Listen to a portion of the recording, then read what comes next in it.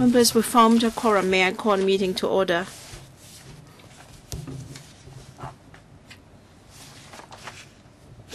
Item number 1 on the agenda. Confirmation of our minutes of meeting held on the 10th of February 2015. The minutes have been circulated to members and the Secretariat has not received any proposal for amendments. Can we confirm the minutes, please? Okay. Thank you. Item number 2, information papers issued since the last meeting. There are 2. Number 1, electrical brief on United Nations Sanctions, Liberia Regulation 2015 and UN Sanctions, Liberia Regulation 2014 Repeal Regulation.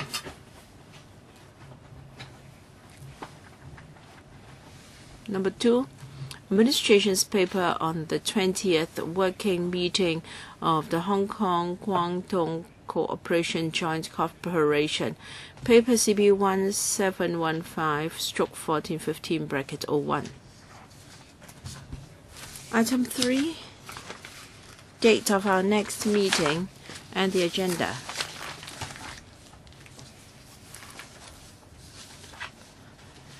The meeting in May is scheduled for the 19th of the month at 2:30 in the afternoon.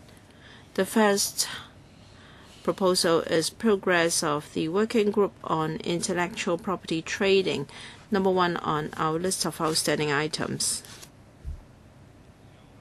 Second proposal, application of the protocol relating to the Madrid Agreement concerning the international registration of marks to the Hong Kong SAR. Number 2 of the list. Any comments, please? If there aren't, then we will include them in our agenda as proposed. Dr. An Chang, I hope we can spend more time on the progress of the working group on IP trading, because I believe members are quite concerned about the progress of work in this area. So I hope more time can be devoted to this item. All right, then I will make appropriate arrangements as regards time distribution. Joint meeting to be held on the 23rd of June. Dr. An Chang requested a discussion of promoting the industrialization of the beauty industry in Hong Kong at a meeting dated the 17th of March. We will have a joint meeting with the Health Services Panel on the 23rd of June at 3 p.m. to discuss the regulation and development of the beauty industry. We will also meet deputations. So members, please remember to attend the meeting on time.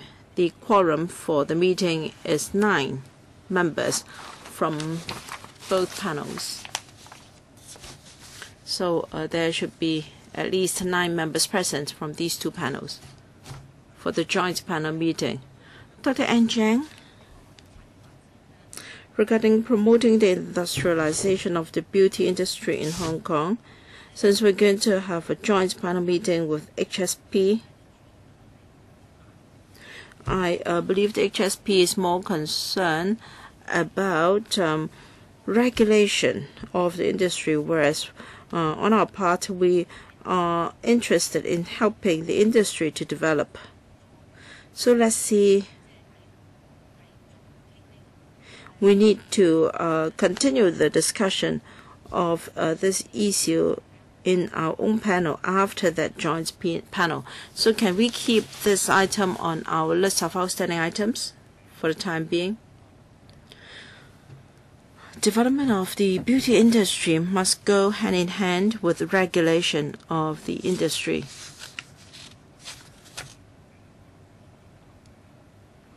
Do we need another meeting on this after the joint panel meeting? I would like to consult members first. So please do not delete this from our list first. Well, I have not proposed to delete this item. I'm afraid that you will do it automatically, even if you have not mentioned it. I don't think I'm as scary as that. Okay, item 4. Proposed legislative amendments to the Patents Ordinance. Let's welcome the administration to join us. For this item, we have Mr. Godfrey Leung, Under Secretary for Commerce and Economic Development, Mr. David Wong, Deputy Secretary for the Bureau, Ms. Lee Sao Kong, Deputy Director of Intellectual Property, Ms. Fabia Tam, PAS for Commerce and Economic Development, and Mr. Thomas Zhang, Assistant Director of IP. Welcome.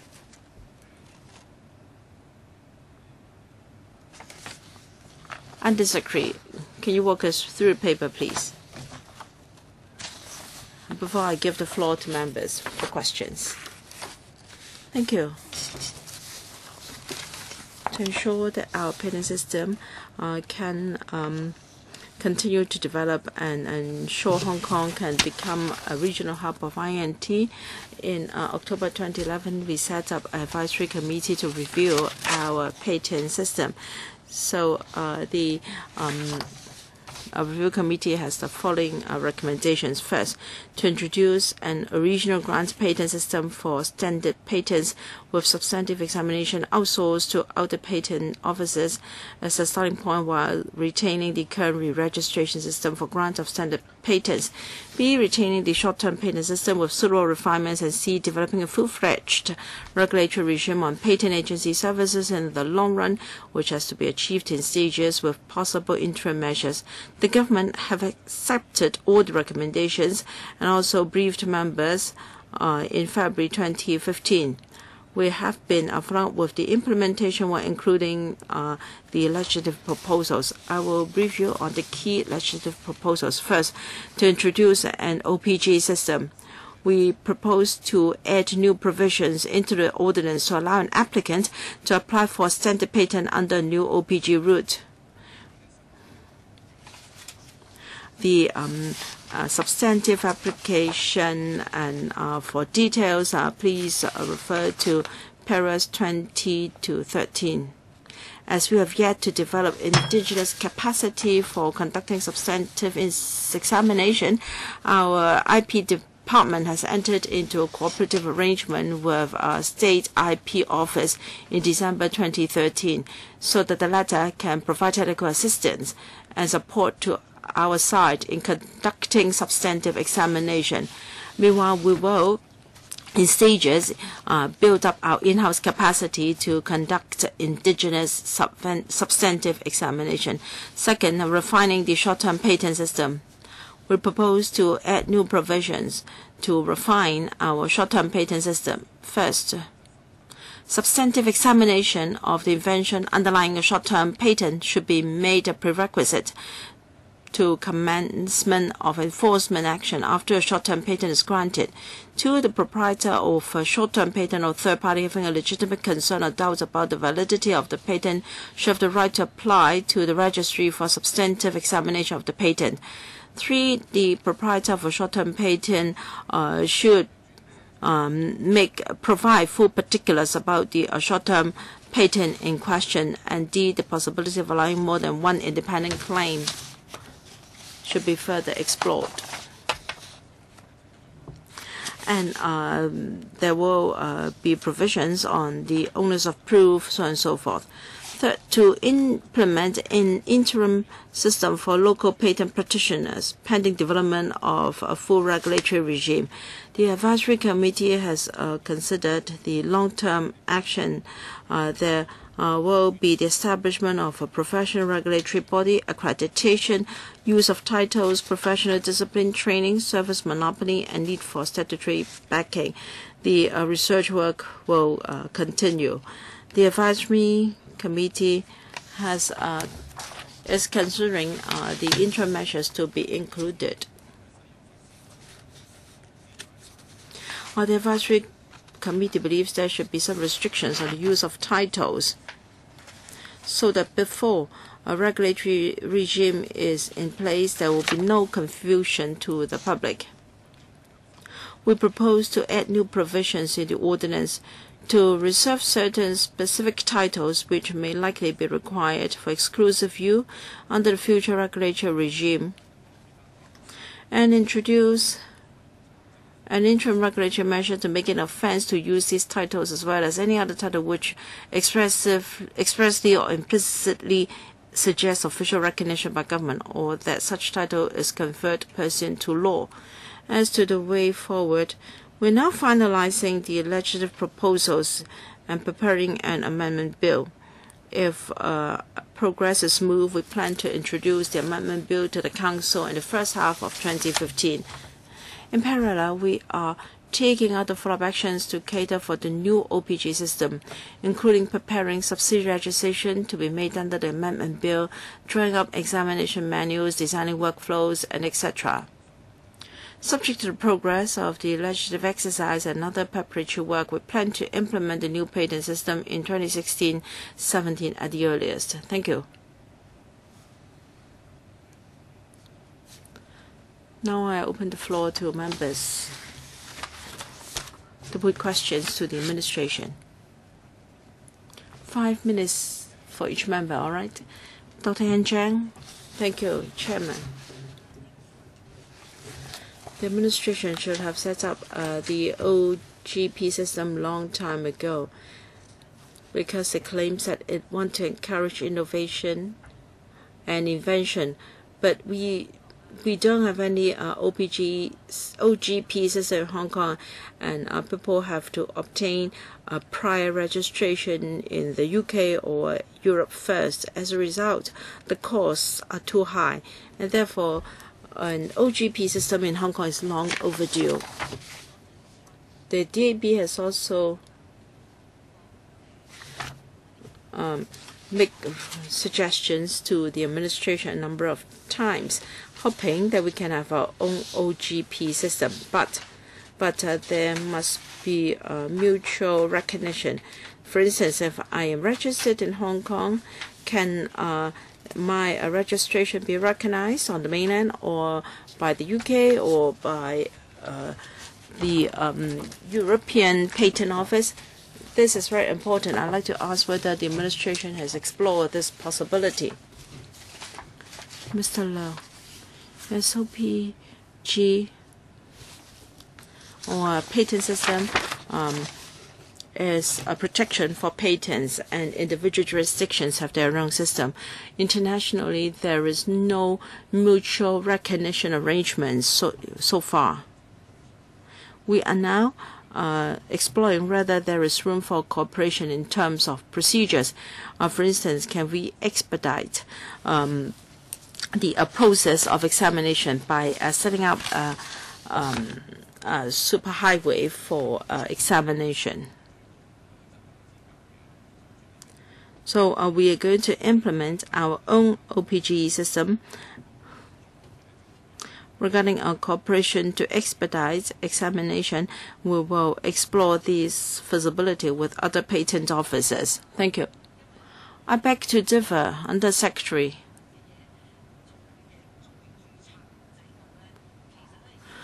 The re-registration system in Hong Kong is tantamount to recognizing a patent granted overseas because we do not have any substantive examination.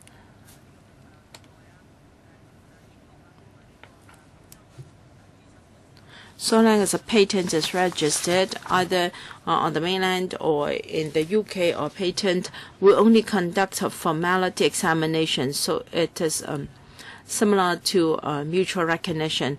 In Hong Kong, we have similar arrangements for many professionals, such as accountants and other professions.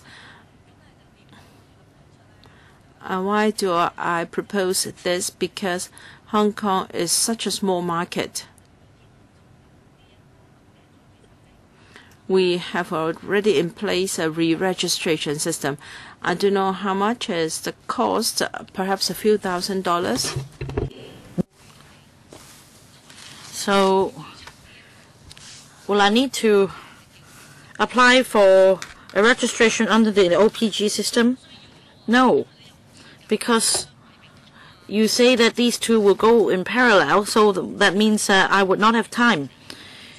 Yes, Undersecretary. Thank you, Dr. Chang, for your question. Our consideration is to retain the advantages of the existing system and also to have an OPG system in Hong Kong in the long run.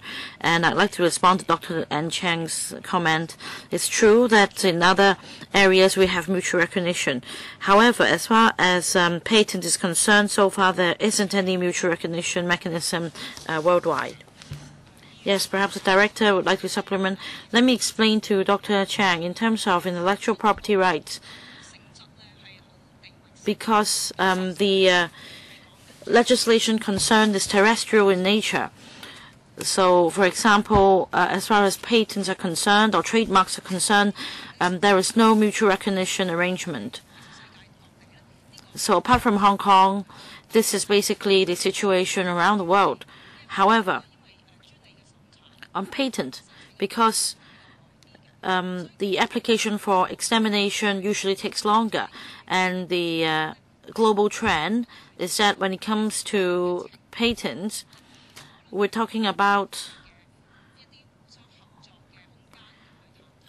room for expediting, room for cooperation to expedite the application procedures, and that is why we have this superhighway for patent examination. Next, Mr. Martinell. Thank you, Chairman. I have a question on para 14.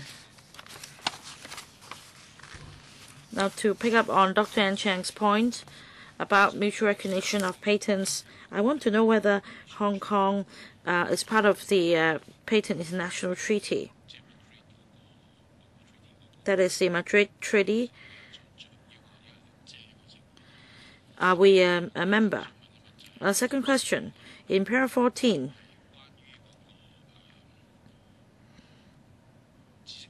in relation to the Intellectual Property Department, initially we don't have a substantive examination of the of patent applications. However, the CIPO, the State IP Office, would provide technical assistance and support to IPD.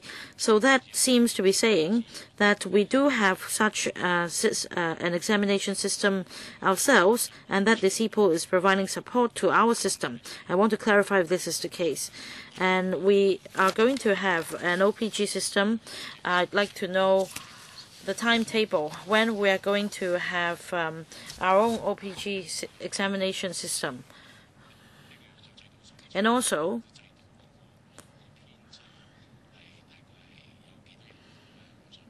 what would be the establishment for the OPG system?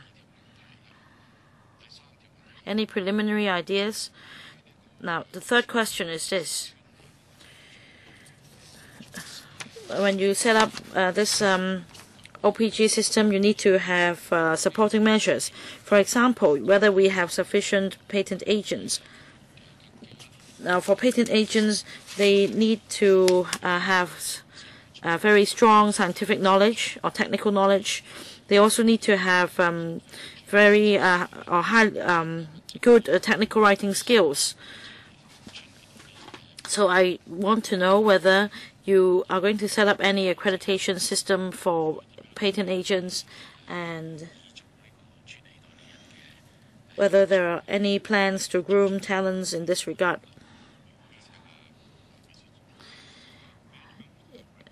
I'll defer to Mr. Wong, PS. Thank you, Mr. Liao, for your questions. For the Patent Cooperation Treaty, mainland China is a state member. And the treaty is also extended to Hong Kong, but that depends on our registration arrangements. Secondly, on our ability to examine patents, we explained that we have a cooperation arrangement with CIPO, whom provides assistance to us.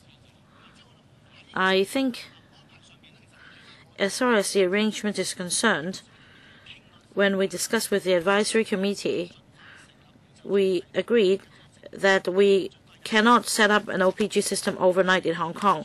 We need to have the legislative basis. We need to have legislative powers. But technically, at the initial period, we may need to work with our counterparts in other jurisdictions. Now, for example, in Singapore, in the past, they also followed the UK system. That was a recognition mechanism. And then they developed their own system, and they began having this examination system by working with other patent authorities in other jurisdictions for a decade or so before developing their own ability to conduct examinations. Because as Mr. Liao said, we need to have manpower and the knowledge to do so. And as our paper suggests, we'd like to follow the Singapore model. When we have acquired enough experience, we could start to have local examinations of patents. But the point is, we don't even have a legal framework. We don't even have an OPG system for the time being. And that is why we must take things step by step. And Mr. Liao also asked a very good question on patent practitioners. We understand that patent practitioners as an important supporting element should be arranged properly for the whole system to work. And we understand that, and it's also mentioned in the advisory committee's report. And we're discussing with different professional groups on the professional development of local patent practitioners in the future. And this will be our way forward. Now, I see more and more members wanting to ask questions. Let me read out the names. For the first round, Mr. Dennis Kwok, Dr. Lloyd Kwok, Mr. Ma Fong Kwok, Mr. Charles Mok, and Mr. Wong Kwok Hing. Second round, Dr. An Chang. So, Mr. Dennis Kwok. Yes, Mr. Dennis Kwok. Oh, sorry, Chairman. I was reading the government's paper in response to a question on copyright.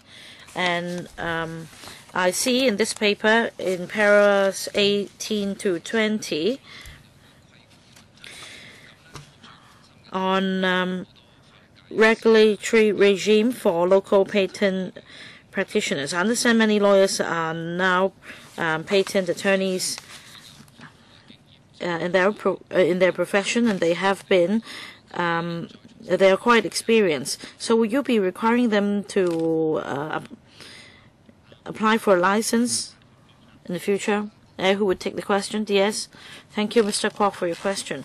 We understand that many legal practitioners or other practitioners in this field are very experienced already, but what they're doing now is to follow the re-registration procedures, and that is for patents applied for overseas to be submitted for paperwork re-registration process. However, when we set up the OGP system, we need to conduct a local substantive examination. That is, in the submission, they must set out very clearly the extent of the patent, of the invention, why should it be regarded as an invention, and how would it be applied in the industries. And it will cover a wider scope than their existing scope of work.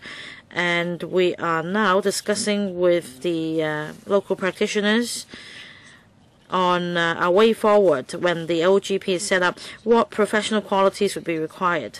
As explained in the paper, we need to have accreditation agencies, training, code of conduct, etc. These are issues to be addressed. And we also understand that interim measures or grandfathering arrangements may have to be implemented for local practitioners. And we're discussing with them at the moment. For example, in the footnote on page 7, we already explained that there are different groups in this area, such as the Asian Patent Attorneys Association, Hong Kong Group, Hong Kong Bar Association, Hong Kong Institute of Patent Attorneys, etc., etc. They're not confined to just the legal profession, and we need to discuss with these bodies on the professional practitioners to be groomed to suit our needs.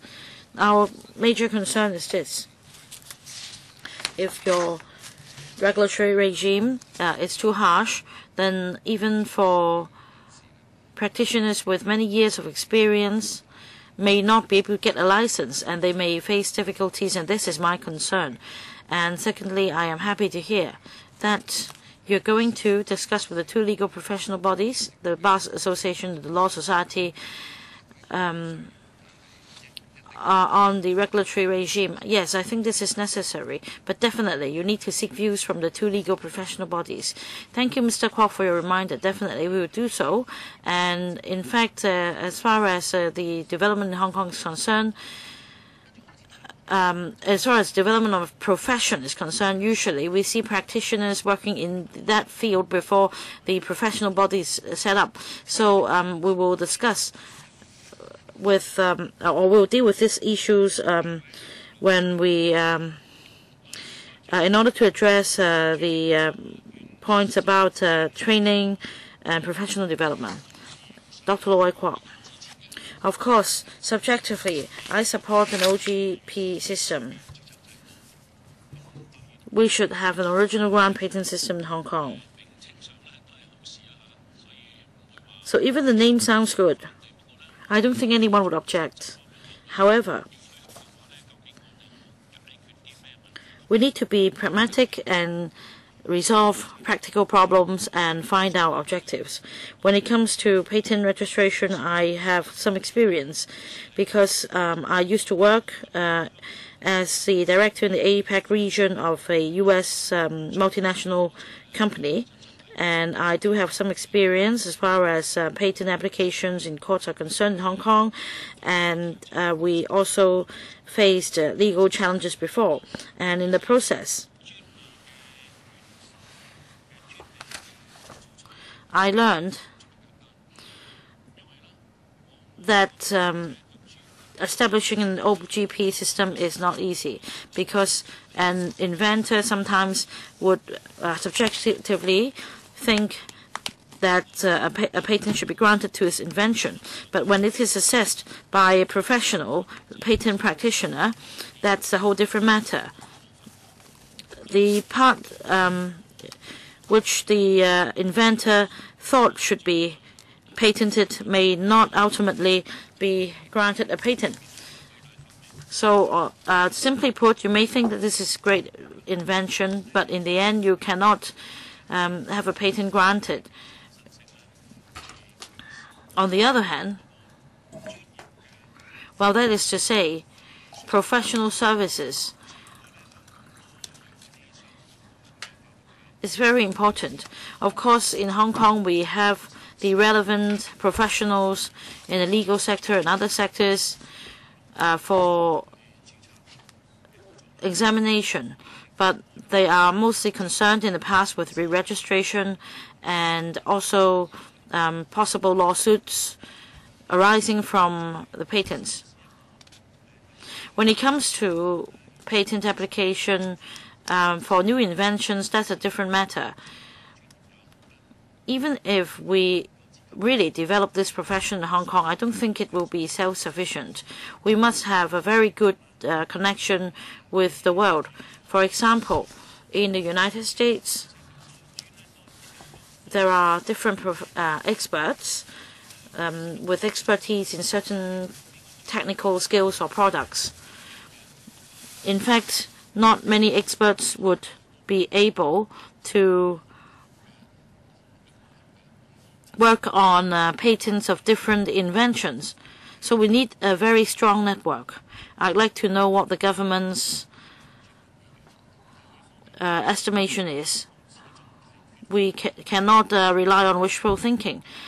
And secondly, because we don't have a large market, we have just 7 million people in Hong Kong. I hope the protection will not be just limited to Hong Kong. I hope that we can be protected in our target markets. We're told that there is not yet mutual recognition system yet, but I think mutual protection agreement can be considered. You must consider doing this, otherwise the inventor may decide to register in its targeted market, such as the mainland. What's the point if they go through all the procedures in Hong Kong and yet the patents are protected on the mainland? 5 minutes, so please be as quick as possible. Yes, I agree that there are different areas, even for science. We have biology, chemistry, and physics, biotechnology, so on and so forth. There must be different experts to help inventors to write down in legal language their patents or inventions. This is not easy. But in other countries, we see that there are many steps to go through to go from a system of re-registration to OGP, and training is indispensable. I do understand that Hong Kong is a very small market, but mutual recognition is not the legal concept being used. All patent officers are talking about an international search to reduce the need for application of a patent in other jurisdictions. We must join these superhighways so that a search can be conducted as expeditiously in Hong Kong. That is a reverse registration. Are you talking about this? No. What I mean is we accept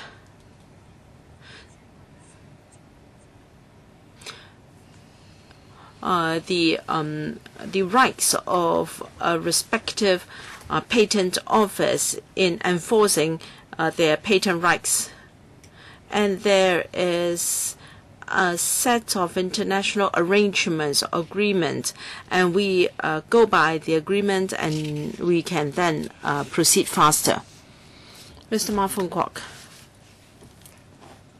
Thank you. At long last, the administration has decided to set up an OGP system. I welcome that. But this is a very complicated concept. First, I don't believe that Hong Kong has got all the expertise to serve the system, even though for a long time. So in the medium and long term, I'd like to ask the administration, how much time will the administration take to set up its own indigenous capacity? And what do you think is our areas of expertise in Hong Kong?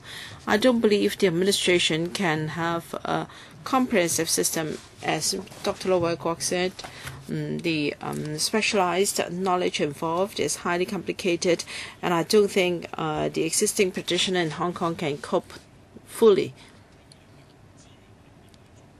And what is the state of our manpower situation?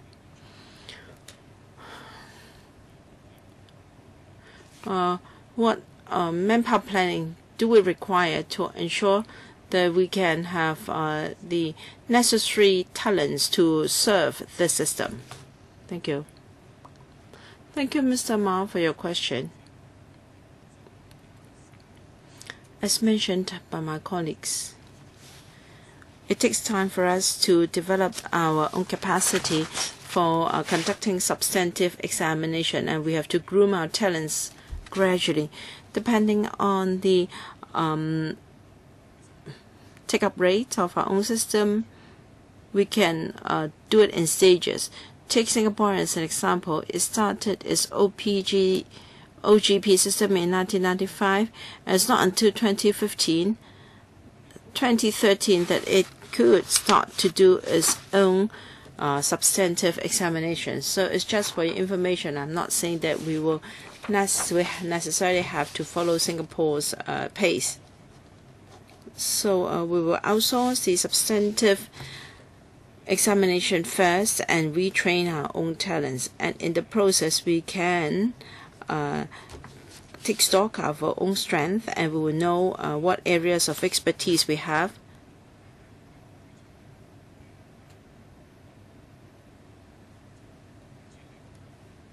And the common areas of registration in Hong Kong. Manpower assessment, I defer to the Assistant Director. Thank you. To answer Mr. Ma's question, the IPD has no experience in conducting substantive examination yet, and I believe we have to organize our own team, put together our own team, and it is still on the drawing board, and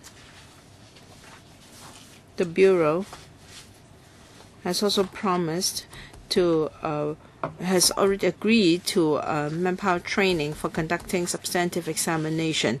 From time to time, our department has exchange sharing with our counterparts overseas. I believe that will help us to assist help us to build up our own examination capacity.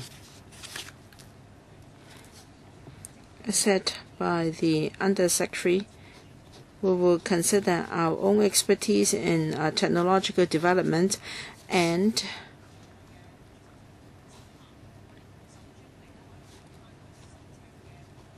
we will also analyze the types of application under the OGP system and the usual technological areas of applicants. Yes, I'm sure I know what you're going to say, but if you do not have any indigenous capacity to conduct substantive examination and yet an examination is submitted, how are you going to handle that? Will you just pass on the application to CITB for it to do it for you, or will you invite their experts to do it in Hong Kong, or you reject the application or ask them to do it in other jurisdictions? I know you're going to adopt an incremental approach, but can you tell us what is the scheme you have in mind? Although CITB has agreed to give us technical assistance and support, the proving responsibility rests with the Director of IP. So our colleagues will make our own judgment. CITB can provide us with technical assistance and manpower training, but in Hong Kong we'll ensure that we'll work according to our examination manuals and our own legislation. Yes, I know if you can do it, by all means, but if you do not have the expertise, how are you going to do it? Will you reject an application or advise the applicant to register elsewhere, or will you allow the application to drag on until you are able to cope with it? Can you wait for your second round? I hope they can give me a simple reply. Of course, we will not reject an application on that basis. We will seek the support of CITB and do it under our own legislation. Mr. Charles Mock, I think we all support having an OGP system in Hong Kong. There's been a lot of talk about this system for a number of years. I'm sure this system will assist the development of technology and industries in Hong Kong. So members talked about lack of manpower, legal knowledge, and technology and competition with other patent officers. Well, even if we're worried, we have to make a start, and Singapore has taken some years to come to its current stage. But it's our intention to help Mr. Dennis Kwok's colleagues to do more business, or is our intention to promote the development of innovation and technology in Hong Kong.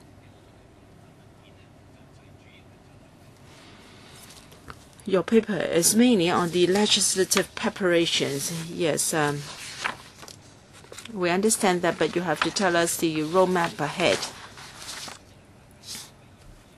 so that you'll be able to address the questions asked by members, and we'll also be able to find out whether you can indeed help the development of local industries.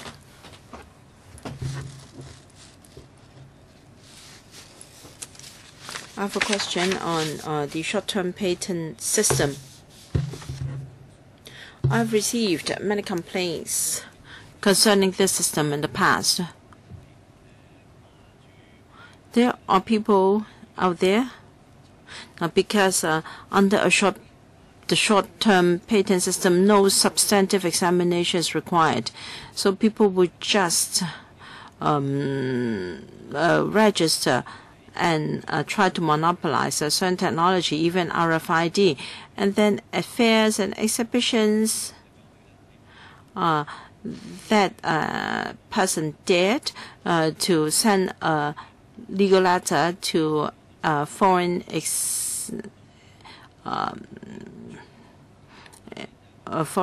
participants. So I really welcome your proposal to refine the short-term patent system. But maybe I don't quite get the real meaning of the paper. You say in the paper that substantive examination of the invention underlying a short-term patent should be made a prerequisite to commencement of enforcement action after a short-term patent is granted. This is rather wordy. Does it mean that right from the beginning I've been granted a short-term patent? Is it true that I must carry out a substantive examination as soon as possible? Well, I apologize if the text is not clear enough. I apologize. What it means is, for a short-term patent proprietor, if he would like to enforce his right, if he would like to start an action of tort, then of infringement, he has to carry out a substantive examination first. So in the case I quoted, that person sent a legal letter to another person. Is that part of the enforcement action? Enforcement action here would mean court action. Any action that is initiated at court. Then I'm a bit worried whether this is enough. For short-term patent system,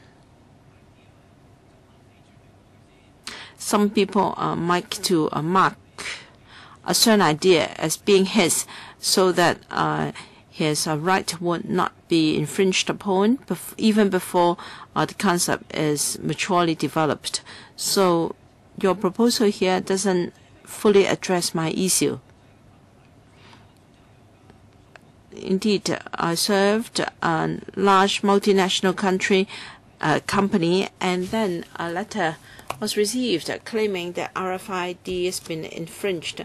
But for a small local company, it may really feel intimidated, and it may forfeit its own project, and the consequence can be serious.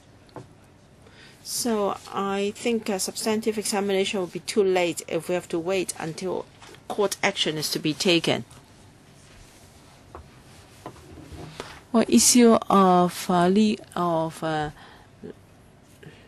letter threatening legal action will require substantive examination of the invention first.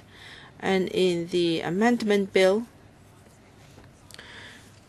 we will add that if the proprietor of any third party has reasonable doubt that a certain patent is invalid, he can ask for a substantive examination to be conducted.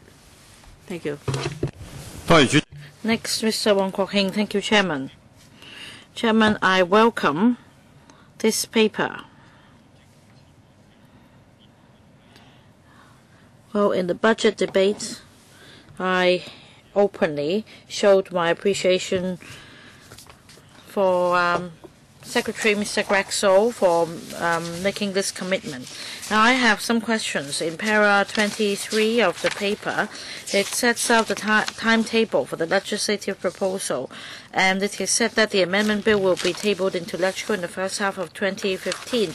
And I have some concerns because we're now in the end of April.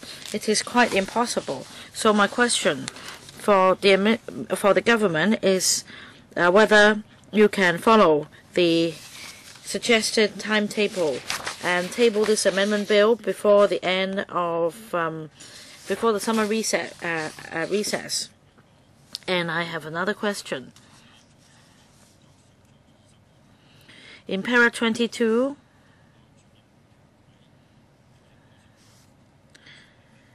now you mentioned that a working group will comprise 6 bodies.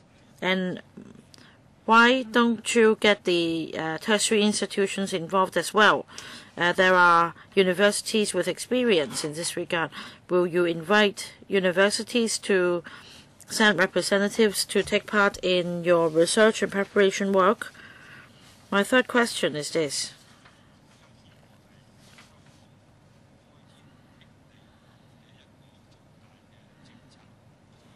This is an unprecedented piece of legislation. It is an important piece of legislation. So in terms of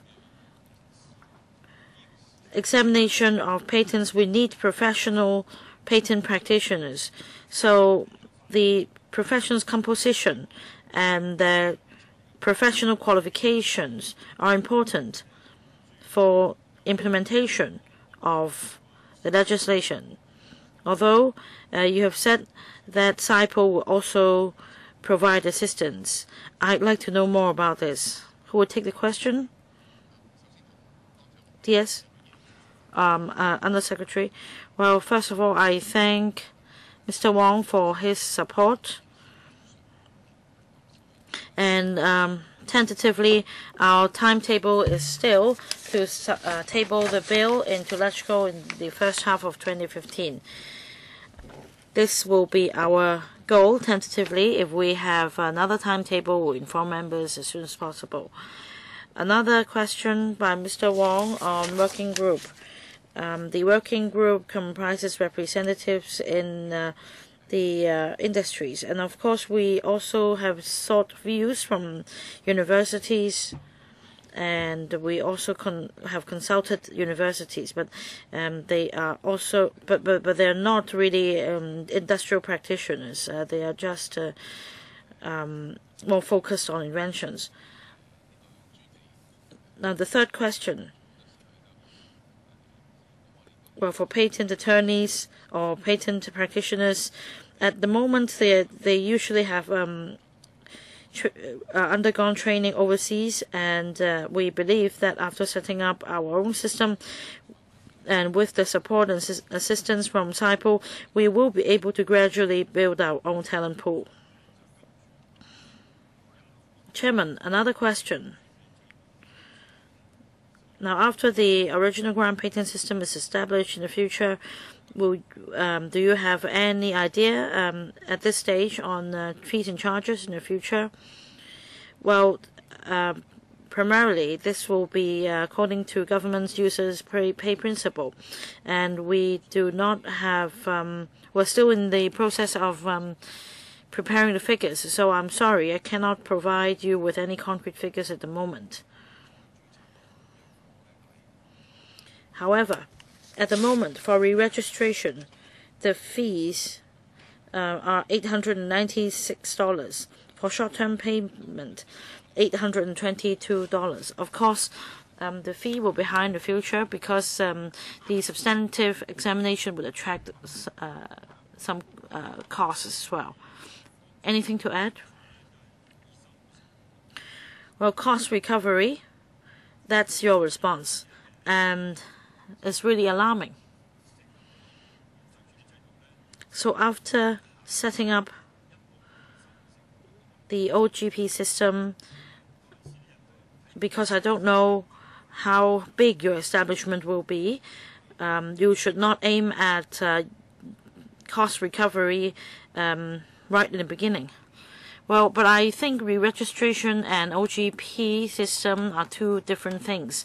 For re-registration, you already have a patent somewhere, so you're working on some basis. Whereas for OGP, you're starting everything from scratch. So if you use the cost recovery principles, then the fees may really be staggering. So I share Mr. Wong's concern.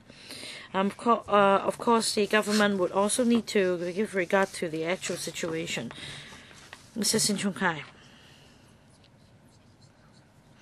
Now, Chairman, my understanding is that if we need to recover costs for substantive examinations, well, we need to really do a lot, because Mr. Charles Mok just now mentioned some examples of substantive examination. Some applicant may apply for a patent using or short-term patent, and then and cause a big trouble with just a small invention. Well,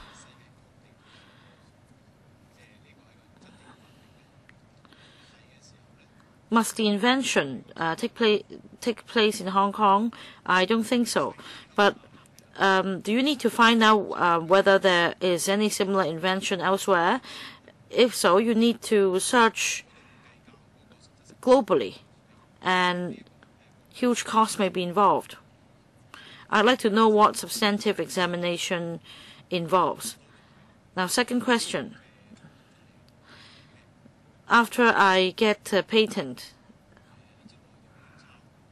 what protection do I get?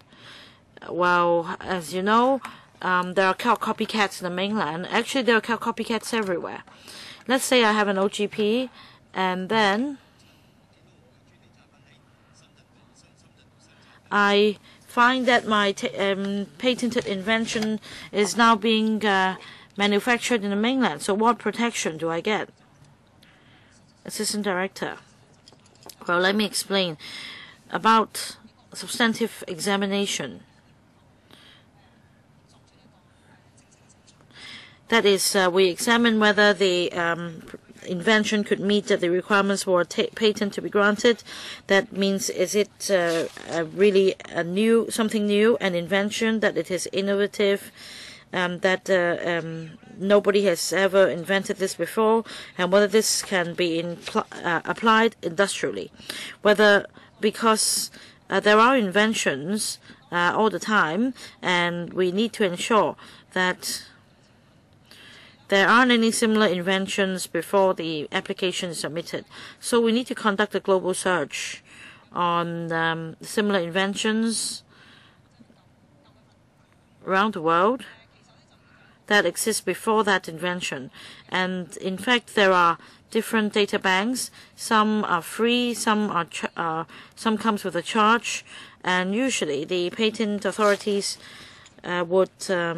the patent practitioners will rely on these repositories. And in the future, if we have the capability, we will also use these data banks as our starting point. What about protection?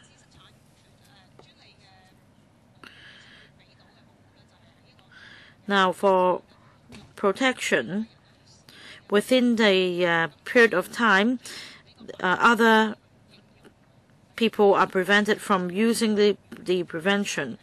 And if you put your invention to manufactured products, you have this right. As for copyright or right infringement in other jurisdictions, because the patent is region-based, you need to seek legal redress in other jurisdictions. That is by way of taking the case to court in other jurisdictions. Well, but in fact, the IPD has been working with CITB and our overseas counterparts and other relevant departments in this regard. For example, the Customs and Excise Department on IP protection. So what kind of protection do we have? Well, yes. Well, let me give members and Mr. Sin some information. Now, usually, we need to protect, when it comes to protection, we need to protect the inventor's rights or the invention. And also, we need to strike a balance between this and whether the invention will forever be prevented from being used by others. Yes, but please skip that. Well, like the director said just now, it's terrestrial in nature. So when I'm an inventor, I need to consider my prospective market and get a patent for that market as soon as possible. Let me follow up on this, please. Let's say if I have a focus on the Asian market or the Chinese market, I get the patent protection here, or do I need to get a patent in the mainland as well? Because as you answered Dr. N. Chang, we do not have mutual recognition arrangement with the mainland counterpart. So it is all the more important for the inventor to decide what to do. And it should not happen subsequently. It should happen at the same time. That is to strive for patent in the prospective markets. That's the very first step, an important one. So to answer Mr. Charles Mock's question, yes, sometimes there is an abuse, and that is why we sometimes require substantive examination. That is, under different scenarios in our paper, in para 15 ABC, we apply different forms of patent to protect interests of all parties. Now we have 3 members in the second round, Anne Chang, Martin Liao, and Sin Chung Kai, and I can only allow each member 3 minutes or we will overrun. So second round, 3 minutes, Dr. Anne Chang. Thank you. First of all, I have to say that I support this. We need to have an OPG system in Hong Kong so that it will be convenient for our inventors to apply for a patent. Now, for example, as in para 15, members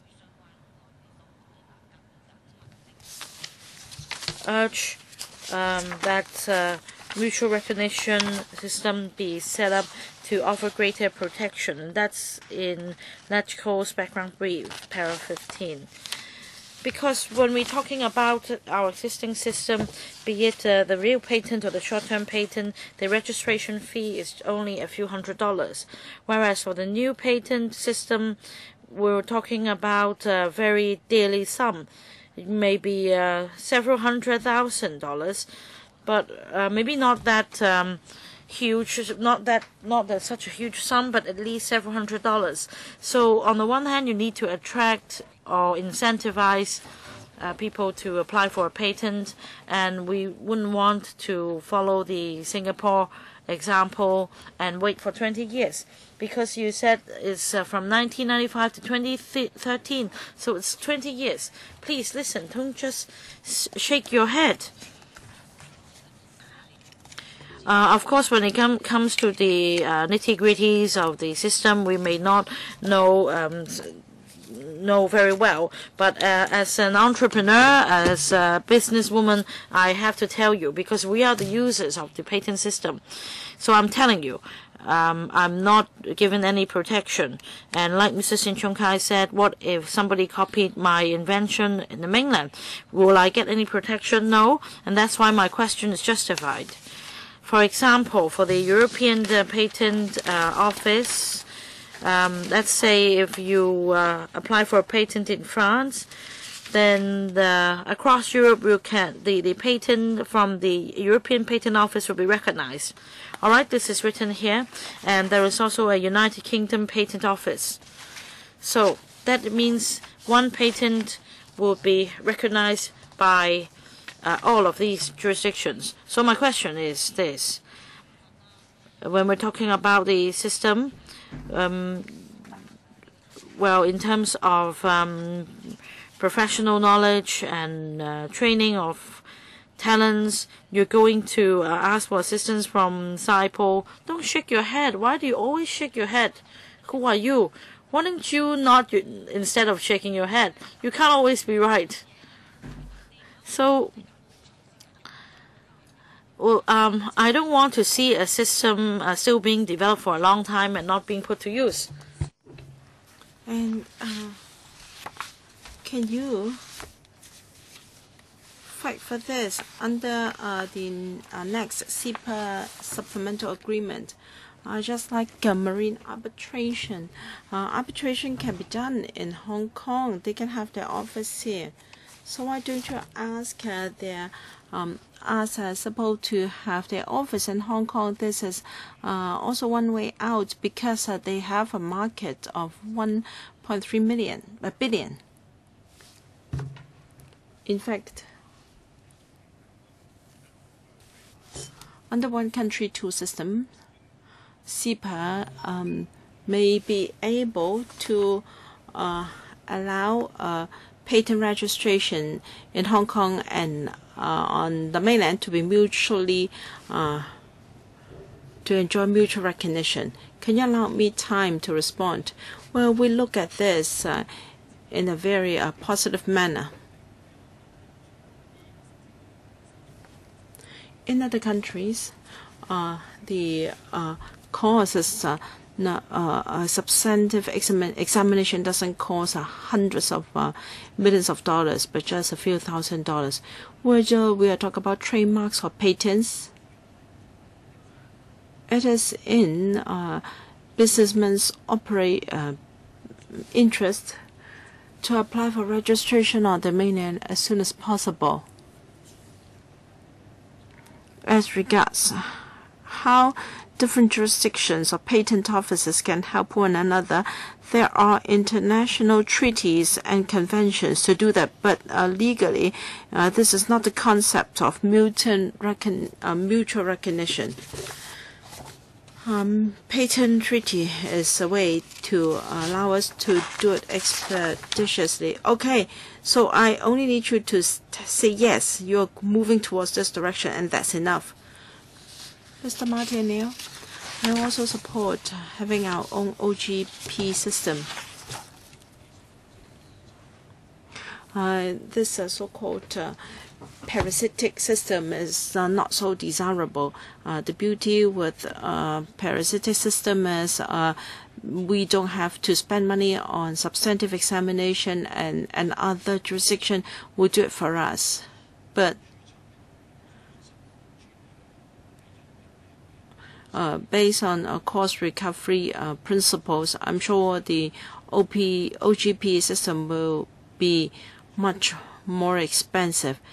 And I don't believe that a search of other patents is enough. You have to search literature, the relevant articles. You have to examine whether the item itself is really patentable, is really innovative and inventive. So the costs are going to be high. Yes, as you said, patent protection is jurisdictional or territorial. Where a person or where a proprietor chooses to apply for a patent registration would depend on the future market of the product itself. Hong Kong is a very small market. While it is something good for us to replace the current parasitic system with an OGP system, we should not be overexcited in the beginning, because the costs of registration will be high. We don't have to be over ambitious, but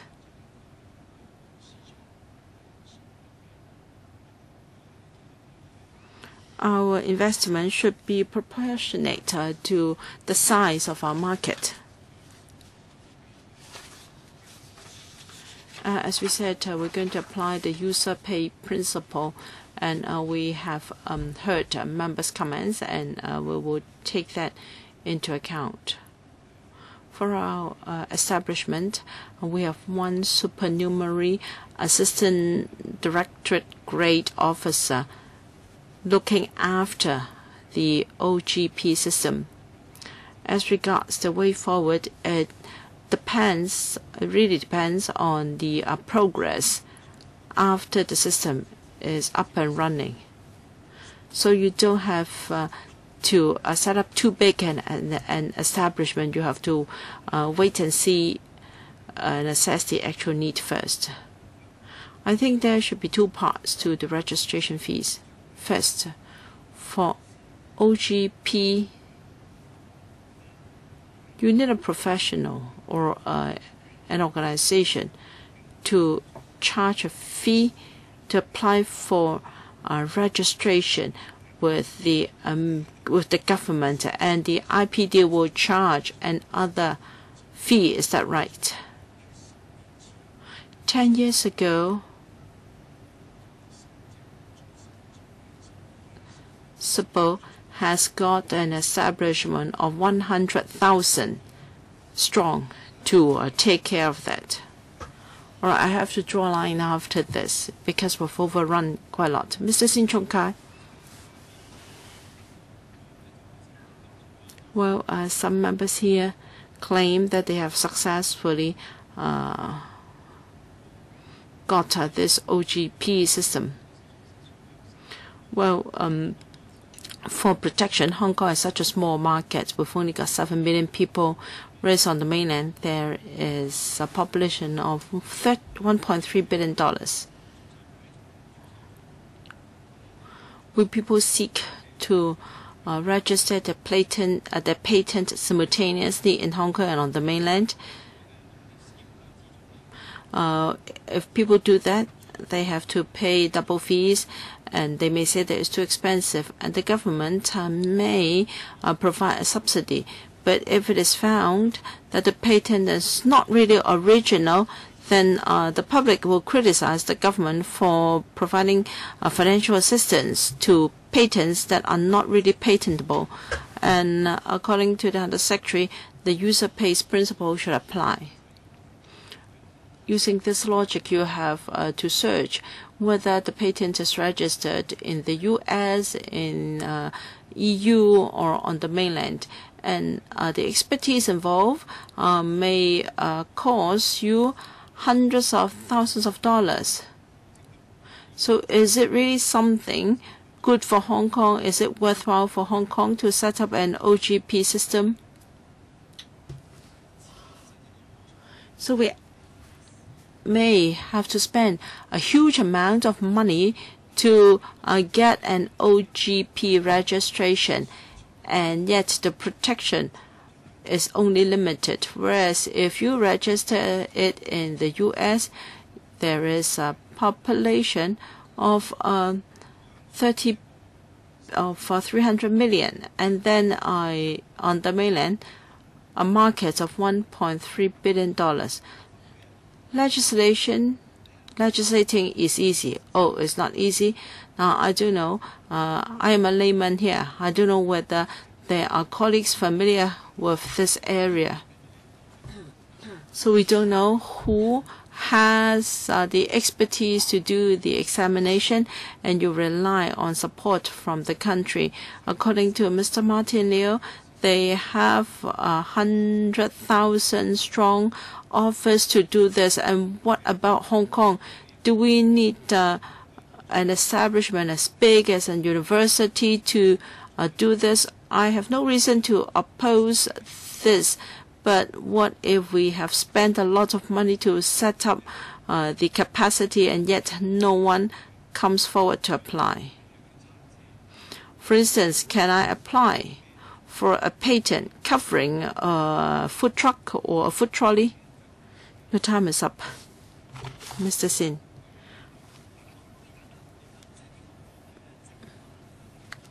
Assistant Secretary, or Deputy Secretary.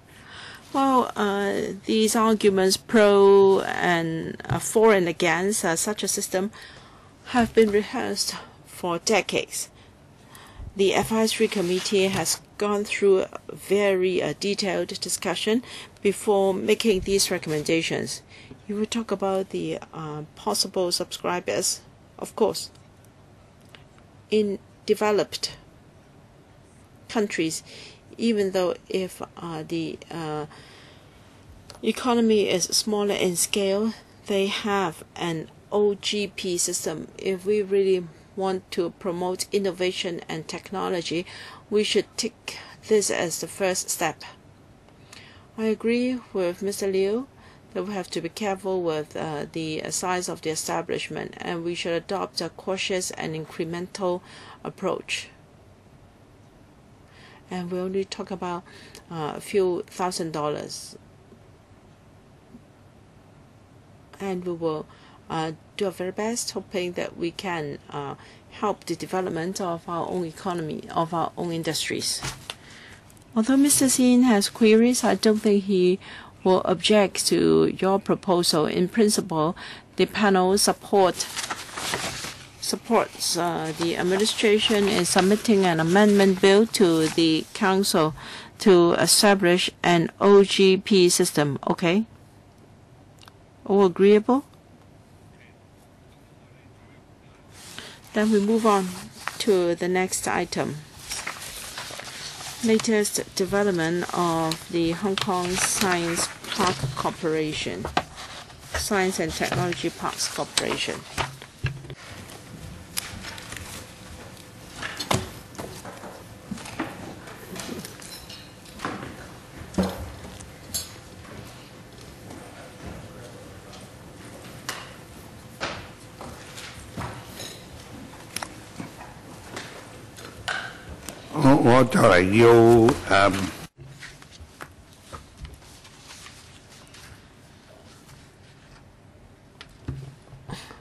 I must give the director an award or a commissioner.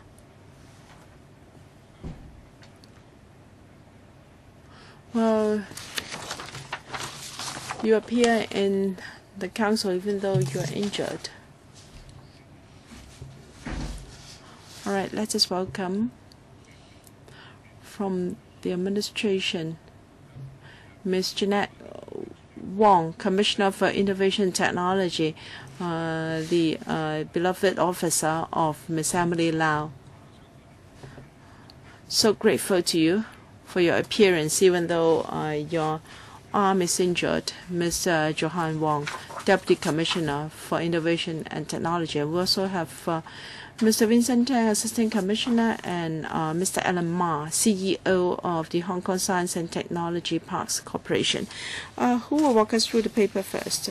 Ms. Janet Wong. Thank you, Chairman.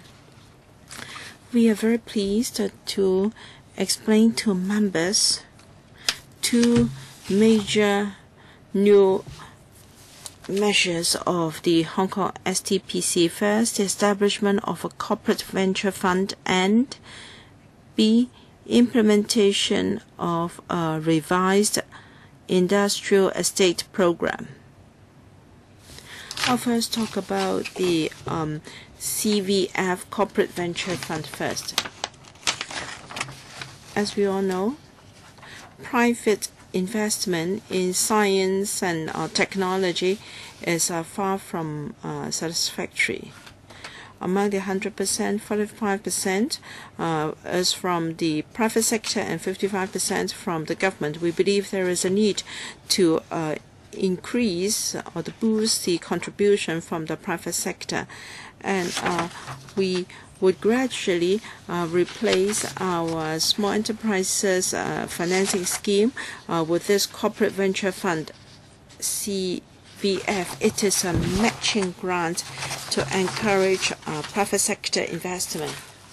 I'm pleased to announce that on the 28th of this month, this scheme will be formally launched. And on that day, there will be a major seminar at the Hong Kong Science Park to brief the sector, and it was well received. Apart from the CVF, we would also like to explore other avenues to achieve our objectives. As the Hong Kong Science and Technology Parks Corporation is not a government organization, it can therefore be more bold and venture in the establishment of a corporate venture fund, CVF, on a matching basis for private co-investors to invest in the startup companies. And at the initial stage, on an experimental basis, $50 million will be earmarked, and for eligible companies, well, they will be confined to incubatees, graduates, or current tenants of the Hong Kong Science Park. And this CVF is also mentioned in the Financial Secretary's 2015-16 budget speech. And Mr. Alan Ma from the Hong Kong Science Park can elaborate on the details later. The second initiative is the implementation of the revised industrial estate program. As you all know, we have 3 IEs in the Hong Kong Science Park, and in Tai Po, Yuen Long, and Tseung Kwan O. And the IE policy was introduced in the 1970s, and for tenants of the IE, they must first of all prove that they are unable to operate normally in a flattened factory or industrial building. For example, they may be unable to do so because of high electricity consumption or the need for a very tall clearance, and or that heavy machinery is involved. And the utilization rate of the 3 IEs is standing at over 90%. And the existing model is that a long lease up to 2047 will be granted to eligible applicants. And in fact, despite the high occupancy rate, the 3 IEs have only been developed to around 50% of the overall maximum plot ratio of 2.5. With limited land resources, we find this model not sustainable. So we're proposing to revise the policy such that in the future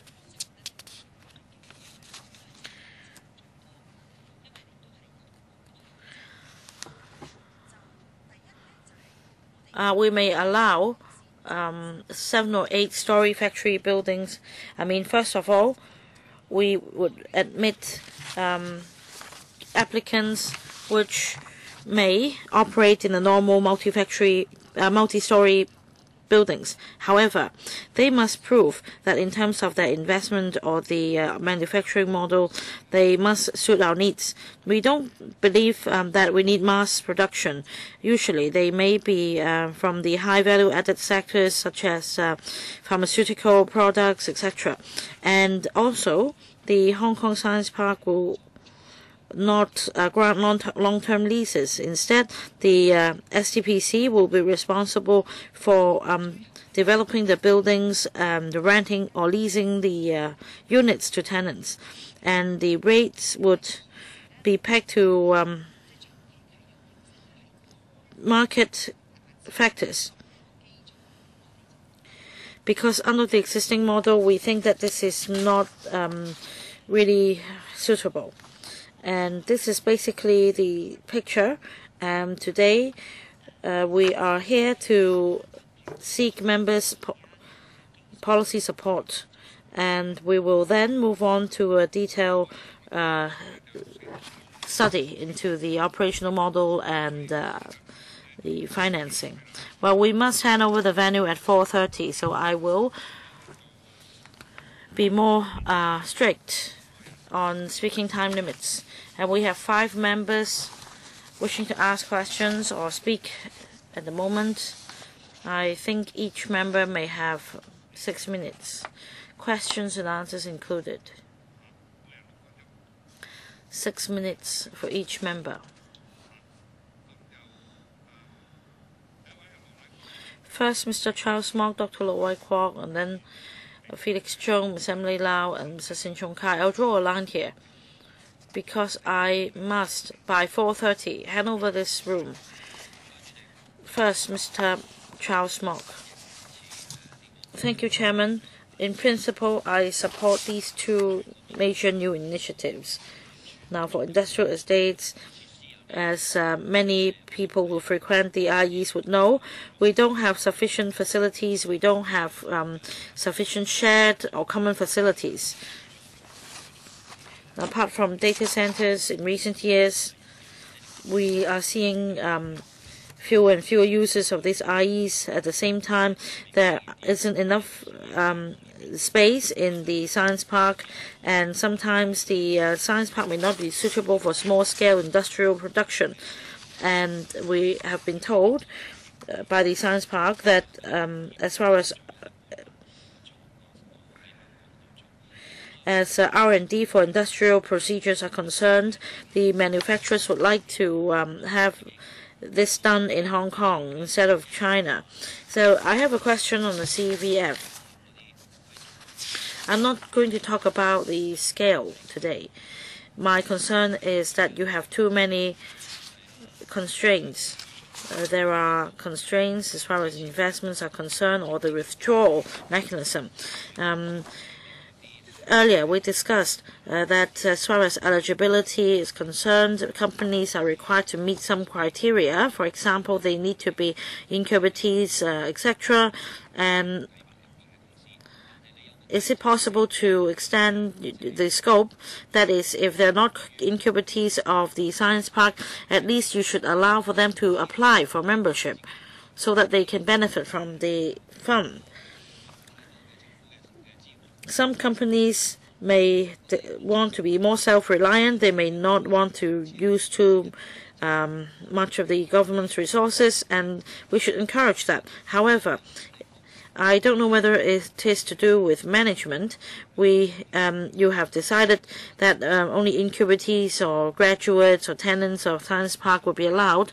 I don't think this is good, because there are companies that have not taken part in the previous programs, and this is a very strict criterion. And on exit arrangement, you have even more restrictions. For example, the company should withdraw if it undergoes an IPO. I don't know whether this is a may or a must, if you make it clear. So, Chairman, since you're very good at investment, you should know that, in fact, the market price would be affected, or the IPO's attractiveness would be affected. On the contrary, at the IPO stage, we may ask the shareholders not to withdraw just yet. We may sign an agreement to keep the shareholders for a period of time. Well, although here it says that 10 years of investment, it may be a long period of time, and that the equity should be purchased based on the latest investment valuation, etc. My concern is whether this will be too harsh, because for a commercial CV, there may not be so many conditions. So I wonder if you will make this fund less attractive. So I see who would like to take the question. Well, let me take Mr. Mok's question. This is just the first trial. We believe that we will gradually relax the criteria, because in order to do this, we need to form a partnership with the Hong Kong Science Park, and we should kickstart by working on 8 to 10 companies which we're familiar with, so that we can expedite our research work. But gradually we will open up the criteria. $50 million is not a huge amount. After we finish the first round, we will conduct a comprehensive review and see how, based on our experience, we can expand our scope. Maybe I'll defer to Mr. Ma. Now it's a matter of risk management.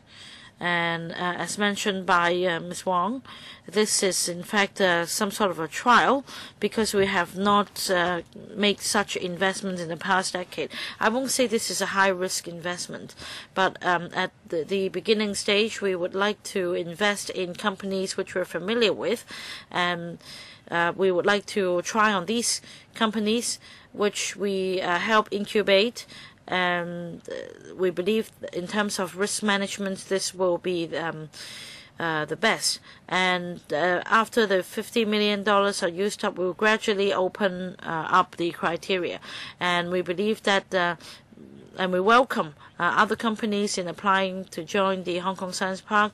And what we do is that we will train these companies, we will help them build connections and meet different customer groups, different markets, so as to increase the chance of success, to make the risk of investments acceptable to us. And this is the first point. Second point, on investment period, the objective of this CVF is not to allow us to be long-term investors of these companies. We would just like to make the market more vibrant, and we are taking the lead, and we're encouraging private investors. And it won't be surprising if they get more private investors in 10 years' time. And in fact, after 10 years of investment, we're going to withdraw from the market, and we just hope that in 10 years' time they will be able to achieve something. For example, they would undergo merger and acquisition, or they will undergo IPO. Many things could happen in 10 years' time. So based on this objective, we believe that 10 years is an appropriate period.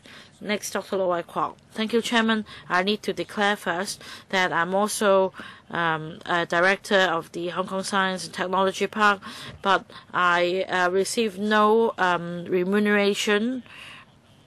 I just work as a volunteer. Now, some may ask why I would be foolish enough to work for free, but I don't think I'm foolish, because I have been in this business for 30 years, and as a practitioner in this industry, I really support the development, and I really hope that the Bureau could be set up as soon as possible. Now, Part B is about implementation of the revised IE program. At the outset, it is said that the objective is to utilize the land better, but I want to say once again that I feel very, very disappointed in not implementing the Phase 4 Science Park program. I don't know whether the land will be developed as soon as possible, because in October 2013, the Town Planning Board approved the site to be developed by the Hong Kong Science and Technology Park, and then later on it was rezoned for medium-rise residential development.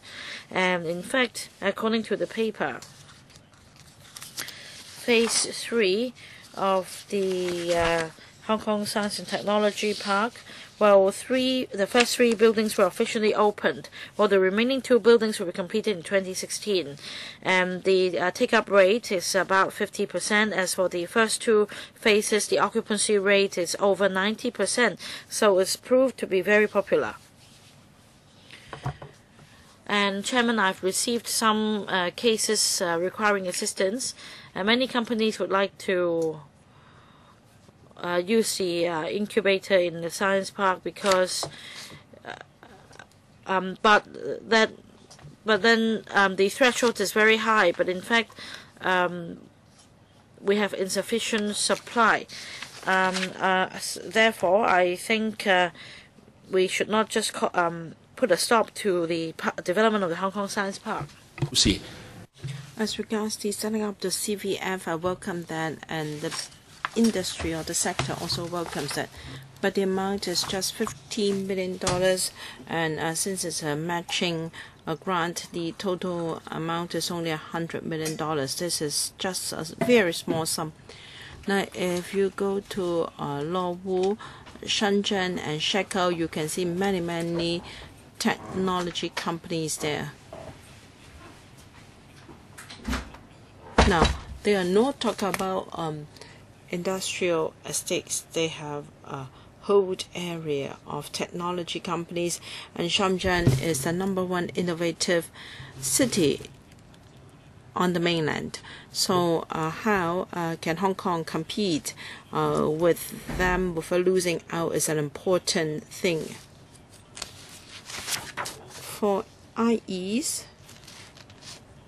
well, in other IEs, they have standard and standalone factories. They also have flats available for rent. They have a mix of land use before we can satisfy different needs, and then we can have a cluster of companies of different sizes.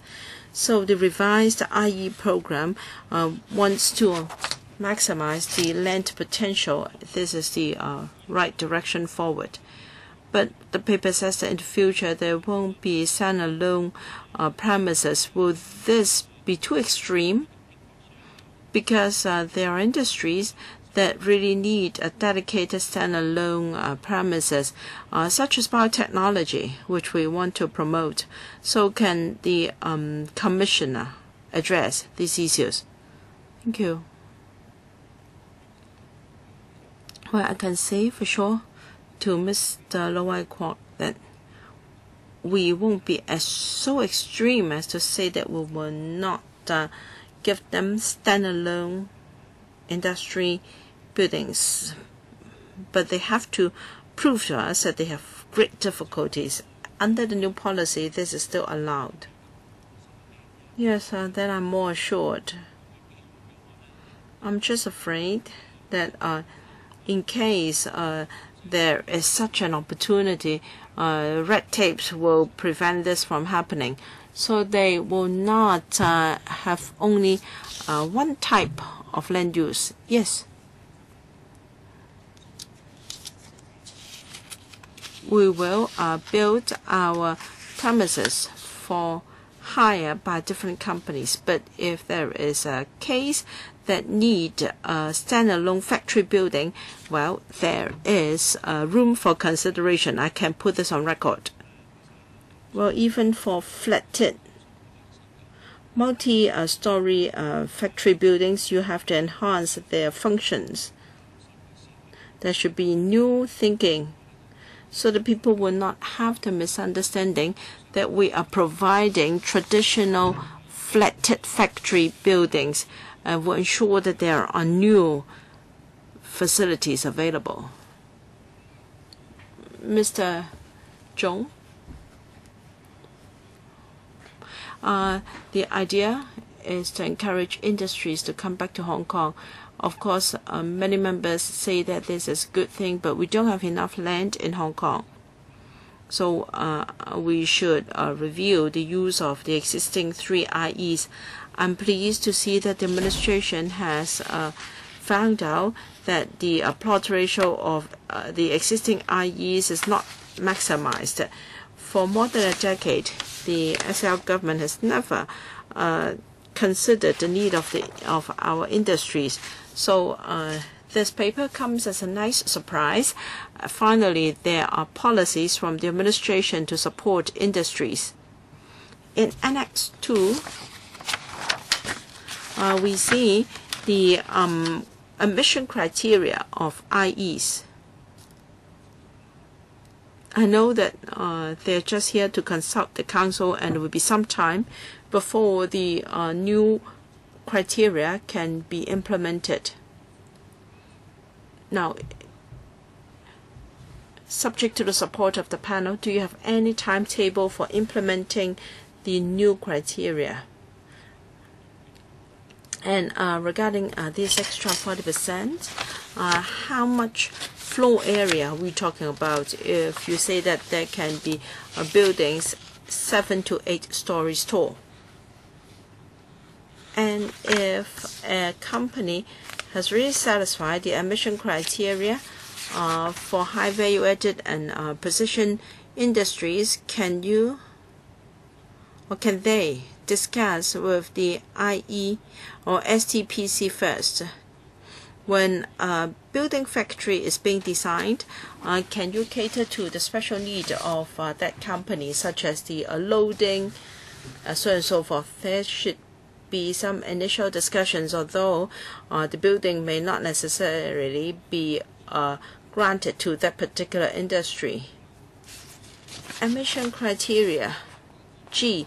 Employment at a high level of skill. Well, in Hong Kong, we may not have a lot of people with a high level of skill, so can workers or labor with higher level of skill be imported into Hong Kong as a supporting measure? Luckily, we have a few sites. We have 5 sites totaling 8 odd hectares. So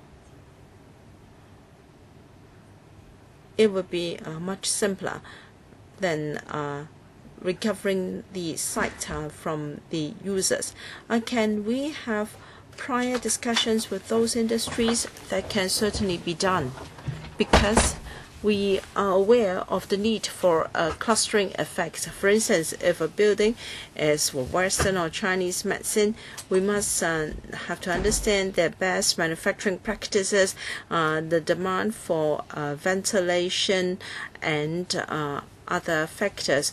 So the STPC will communicate with the relevant sector before construction, because of once a building is constructed and we are blamed for not providing a suitable environment, will be under great pressure.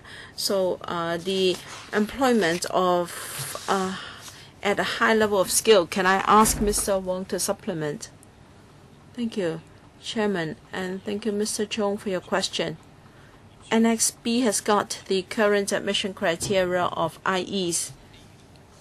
So from items A to G, well, they are not entirely necessary. For instance, G, employment at a high level of skill. In our IEs, we have high-end data centers involving a substantial amount of investment and skills. However, they don't have to employ a large number of workers with higher level of skill. We are saying that if there is an application and if there will be employment at a higher level of skill, that is one of the considerations. And if the applicant said that, well, I am not going to hire too many of such workers, well, that doesn't mean that the application will fail. Take the high-end data center as an example. There will be a huge amount of investment and high level of skills, but the number of such workers employed will not be very substantial. As for importation of skilled labor, I understand that there are various programs for technology companies to import labor, and as far as I understand it, it is not too difficult. My last question is, when can this happen? We have 4 different projects in the pipeline.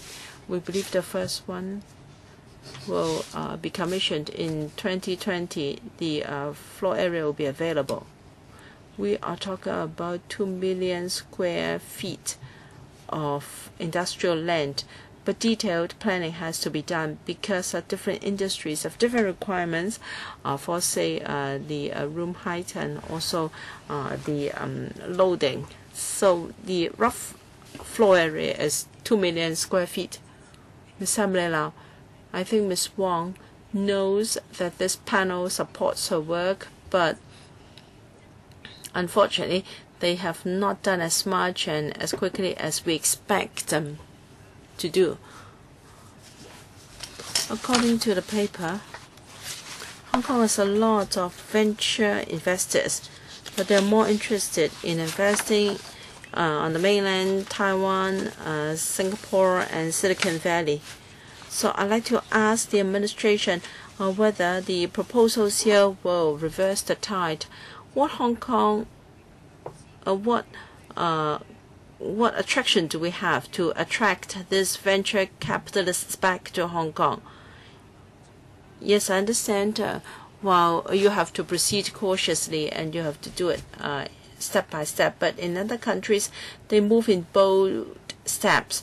You have to ensure that you are fair and will not favor some parties. So can you move faster in bolder steps and at the same time be fair? Well, to say we can reverse the trend is a tall order. What you want us to reverse the trend? There are many venture capitalists. The market on the mainland is so big, but Singapore is not so big. Israel is not so big. Why do people invest in these places and not in Hong Kong? Because many people think that it's easier to make money in tourism and financial services in Hong Kong, and science and technology is more risky. So we have to do a lot to improve the situation. The important thing is we are helping them to helping them to make the match, or rather, we are providing a matching grant. The Science Park would be responsible for half of the investment as an incentive to attract them to Hong Kong. To be fair, yes, we are always very cautious in spending public money. Any decision will not be made solely by Mr. Ma, the CEO. As mentioned in the paper, we are going to invite leaders or brilliant members of these industries to sit on the board so that they can come up with the best candidates and to ensure that money will be spent fairly. So the Commissioner talked about our matching grants. In other words, that is the only attraction we have. We have no other competitive edge compared with Taiwan and Singapore and Silicon Valley. Is that what the Commissioner means?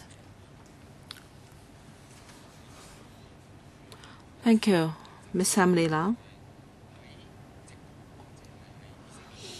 In Silicon Valley, in Israel, and in other places, the venture investment culture is stronger than ours, and perhaps they have an advantage in this regard.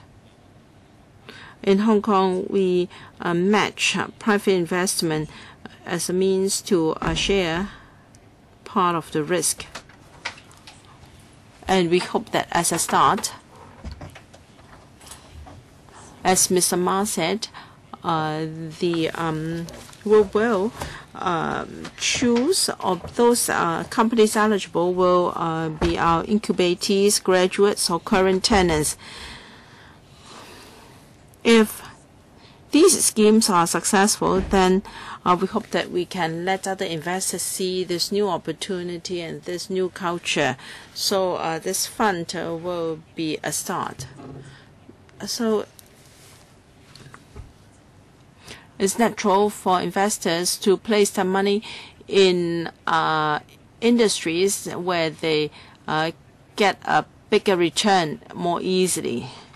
Yes, you talk about a change in the culture.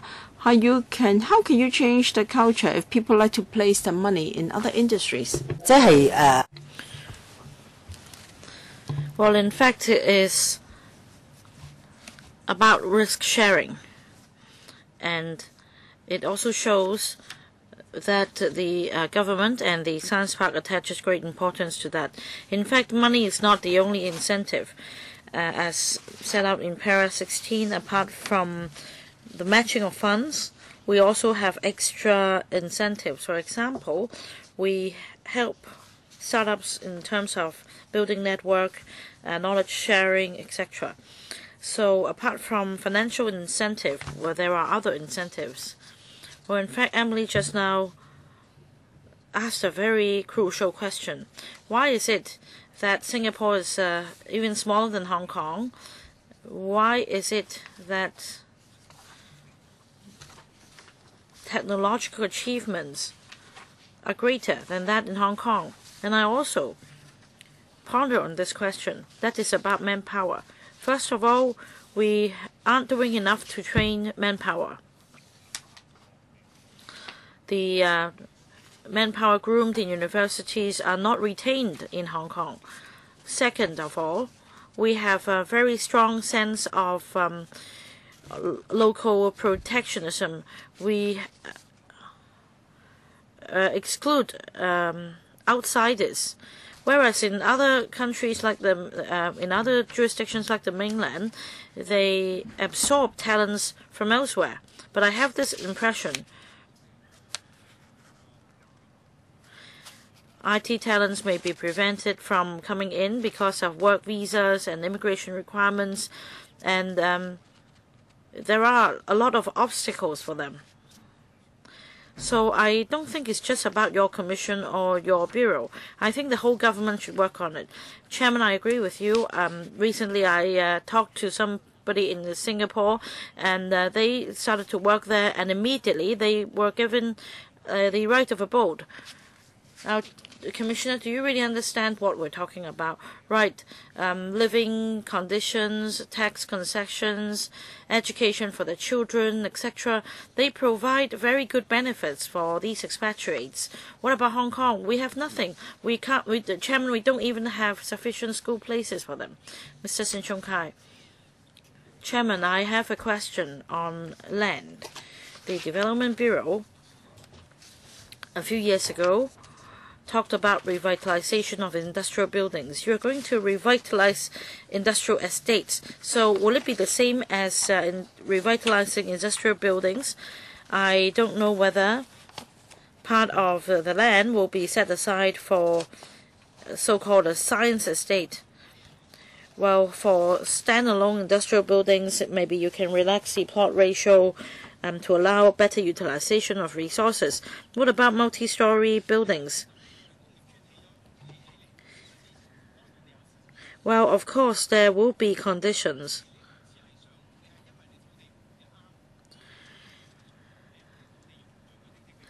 Now, because the plot ratio is not maximized, and you'd like to relax the conditions, and this is the right direction. But then, after you implement this initiative, factories originally leasing industrial buildings elsewhere would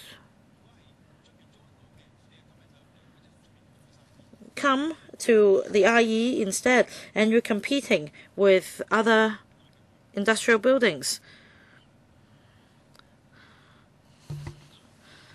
Mr. Ma, I want to clarify that we're not competing business with other industrial buildings outside the industrial estates. I just want to say that after revitalization, the IEs would not be regarded as a cluster of factories, because, as mentioned by the Commissioner, we'll place our focus on high value-added industries. For example, if we want to focus on pharmaceutical product, biotechnology, etc., for multi-story industrial buildings, they are not suitable for these operations because there are high standards required. Now, when we build multi-story industrial buildings in the IEs, we can incorporate such designs in the buildings, such that in the new IE buildings, we can accommodate these industries. Well, the industries in Hong Kong at the moment only account for a very small percentage because the operators would rather go elsewhere because of the high rent and because of the lack of subsidy. And this is a weakness of ours, and this is why through revitalization we'd like to attract these new operators. We're not competing business with other factory buildings. Now, clean room is just one example. What other incentives do you have? Well, for example, stem cell studies or stem cell research. You can't even do any stem cell research in an ordinary industrial building. And we hope that our new buildings in the IE would be able to help the development of this industry. I believe if we have new projects rolling out, then investment and manpower would come in. Otherwise, they would not stay in Hong Kong. Well, Mr. Sin Chung Kai, we are talking about old industrial buildings in urban districts. We're not really revitalizing industrial buildings for industrial purposes. We're really converting industrial buildings to other uses. So these are two different matters. And as I understand, the buildings you have in mind in the IEs are not for traditional industries. They are for innovative industries. Now, we hope that we could build a link with the research done at the Science Park. If we don't have this link, then after doing research, the manufacturers will just move on, move their base to somewhere else. Mr. Sin, I understand that the point about revitalization of industrial buildings, because demand has changed and the traditional industrial buildings can't be leased out. That means there is a surplus. There is an oversupply of traditional industrial buildings.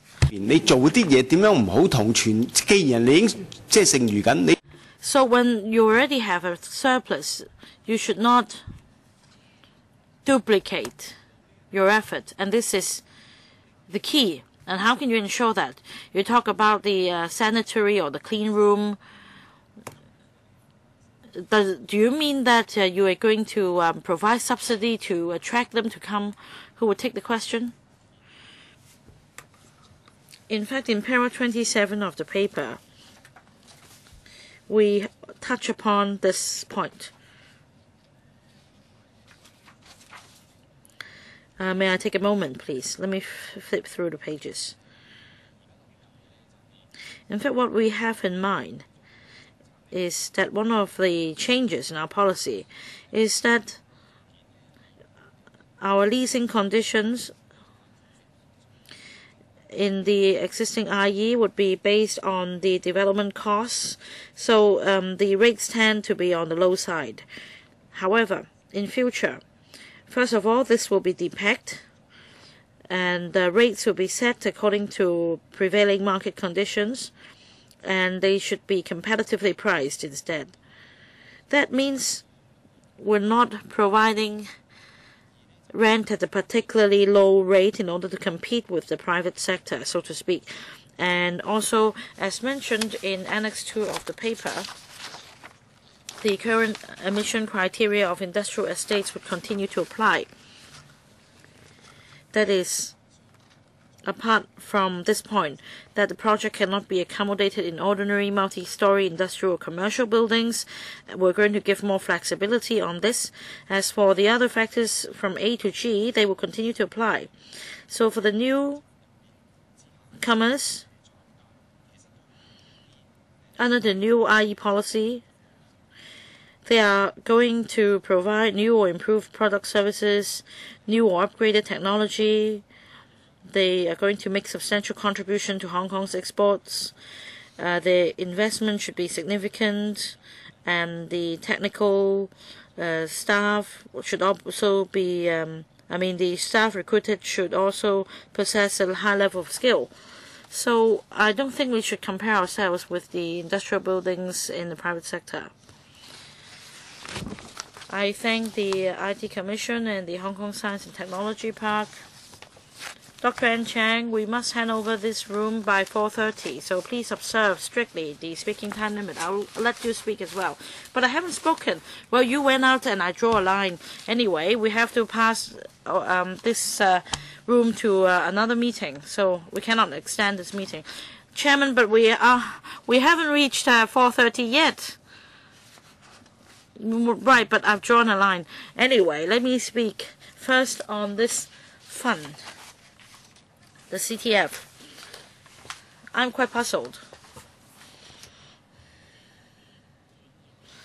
If the government, if there are startups that are performing well, that should deserve further investment, then my question is, why aren't these venture capitalists investing in them? I'm sorry, we're not talking about this. We're talking about the industrial estates. No, Chairman, what are you talking about? We have two parts, A and B. A is the CTF. B is revised IE program. You're coming back to the previous agenda item? No, the item covers two parts. Now, point A, mentioned by Dr. N. Chang, will be funded by the Hong Kong Science and Technology Park. Right, I know, $50 billion will be earmarked, and each project would get up to $8 million. Let's say if each project gets $8 million, then altogether there will only be 6 projects or so. But we're talking about startups that cannot attract venture capitalists.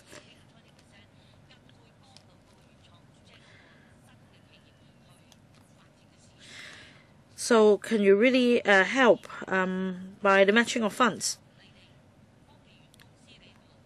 Instead of